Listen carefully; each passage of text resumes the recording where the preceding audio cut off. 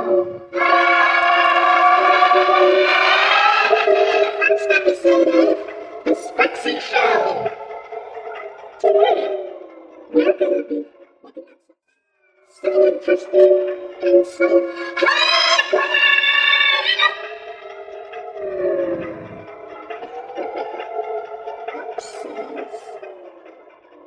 never mind. So, do you know what we're going to be doing today?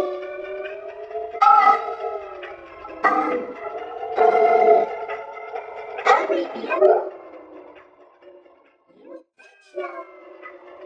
Are you excited? Because I'm excited. Well then, here we go. This is our first review. Welcome to Pooh Corner. It's a good place to start, huh? Agreed.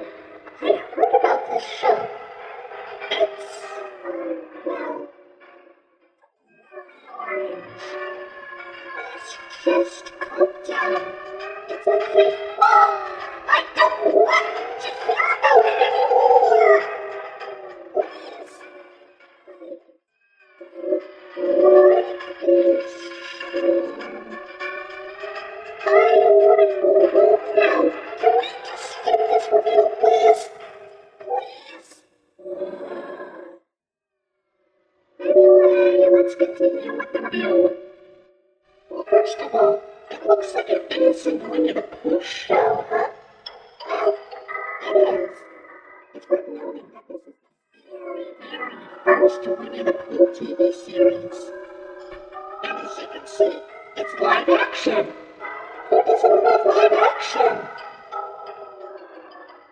Okay. Let's play it straight. Let's just take a look at some of the differences. The biggest difference is Winnie the Pooh himself. He looks like Winnie the Pooh. Some people think he's creepy looking. Well, the cartoon Winnie, he's kind of cute. As you would expect, that's his regular appearance. But the live action Winnie the Pooh Corner, he's kind of, well, dare I put it, a little bit unnatural.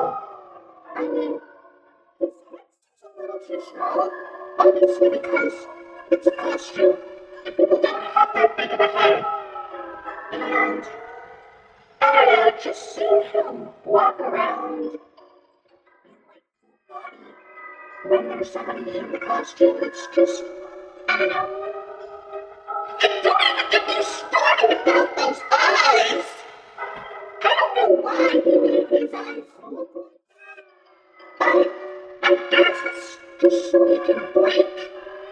Who can blink without those? Does anybody know what they look like? I assume they look like something. It's probably because of how low budget they are that they can't really afford to make them look so good. You're ignoring! Piglet is, well, he looks kind of cute. I'm pretty sure that the person who made these costumes had to make sure that they fit the people, were able to have their heads and their bodies be perfectly fit. But Piglets, I wonder how small the person in the Piglet costume was. Probably a little person or something, I don't know. But let's look at the differences between this Piglet costume and the cartoon Piglet. Well, the head's a little bit roundish. Also, this version of Piglet wears a scarf. Well, the Piglet we all know does not wear a scarf. I mean, it is a scarf. I do like scarves, but, well, you know, he does look cute in that scarf, I must say. Now let's look at Tigger. I understand Tigger is no buttons on his tail, but because this is live action, I'm guessing there was no way they were able to make him bounce with his tail. I mean, a big tail isn't as strong enough well, any tiger's tail, I must say. Also, I think that is a little too, dare I say, quick. But you know what? I guess that's what makes Timber funny. He's supposed to be really energetic. He's good at cool here. He's really, really in character. The only difference is that instead of a pink nose, he has a black nose. I don't know, maybe they didn't have enough pink fabric to make the nose when they were making the costumes. Oh well. Now as for Eeyore, he is considered to be, well, an old gray donkey, as he is. But the thing is about this version of Eeyore is that he's less depressed and more cheerful. Also, I don't know if this is tied to any of the other stuff, but he really, really likes to eat thistles. I mean, thistles are plants, so I guess they kind of put that into the actual Pooh stuff, but I guess that we've never really had that information, and we've only heard it here. Also, how does the Eeyore costume work? So for Kanga, I understand Kanga is kind of the female in the Winnie the Pooh cast, but just seeing the live-action version of Kanga, well, in Welcome to Blue Corner form, she kind of looks a little bit like the,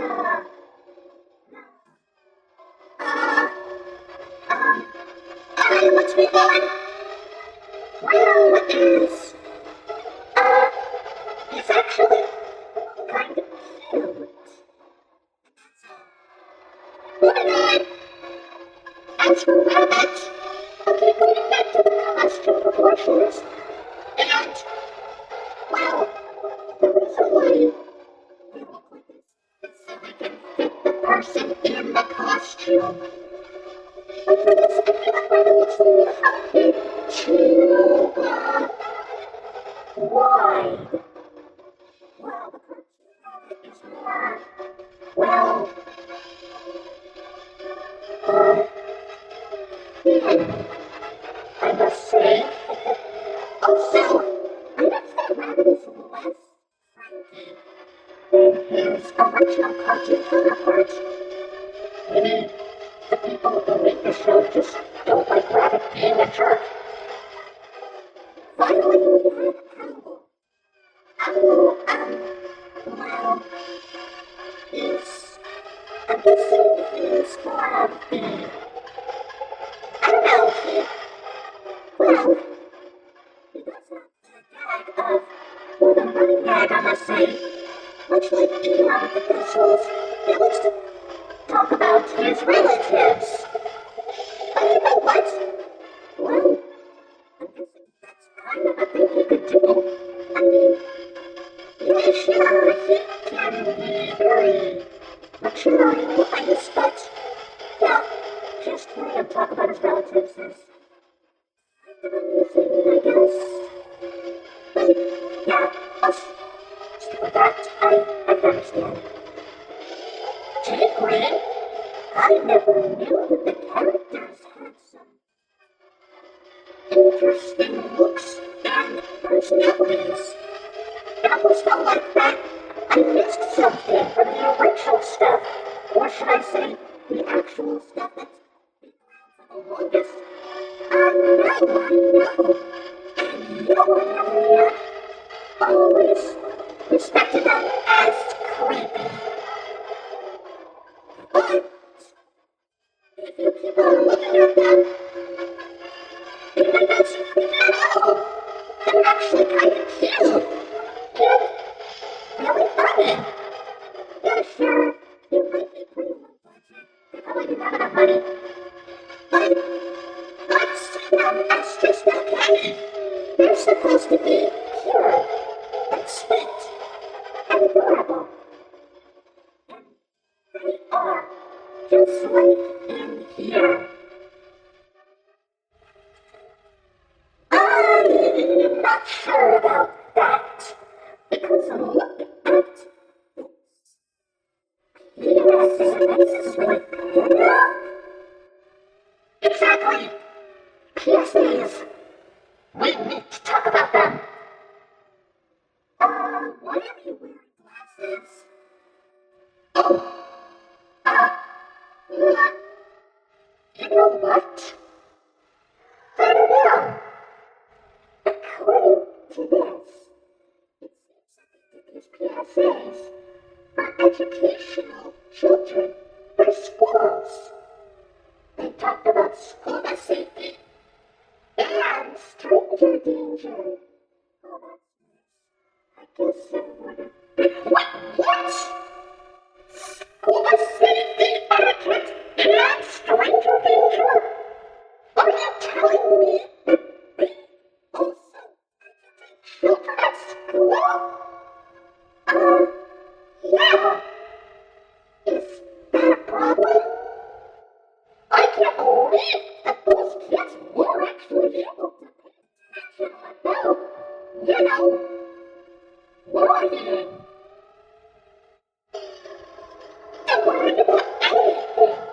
You see, Postgrad School Bus Adventure is a 13-minute long PSA that was released, I believe, in 1984. It taught children all about proper school bus etiquette. Well, what the point is that the kid boards the school bus to deliver a forgotten school lunch to Christopher Robin, which I believe is the only time he was ever addressed to in the show. Anyway, while on the bus, they talk about what to do and what not to do in terms of school bus safety. This includes not running in front of the bus, not going under the bus, and don't be on the bus. Proper safety, school bus stuff, all that stuff like that. It's not really that popular. In fact, I'm pretty sure that you can only find a VHS copy of it somewhere in, a really old vintage antique store or something, some kind of thrift shop.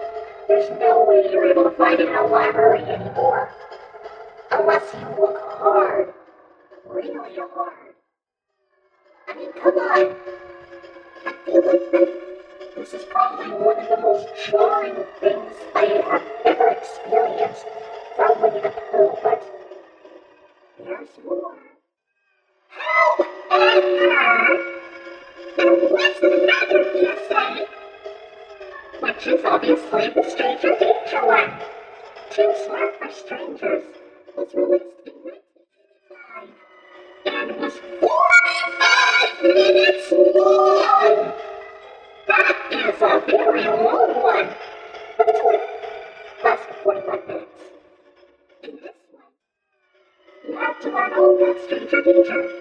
It features a few kids talking about what to do when approached by a stranger and what they do when, that happens.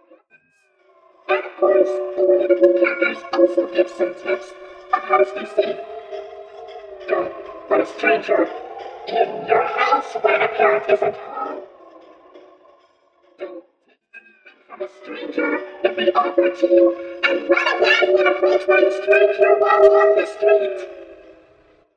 The reason why this is so infamous is because, they also talk about molestation, which is, touching private parts.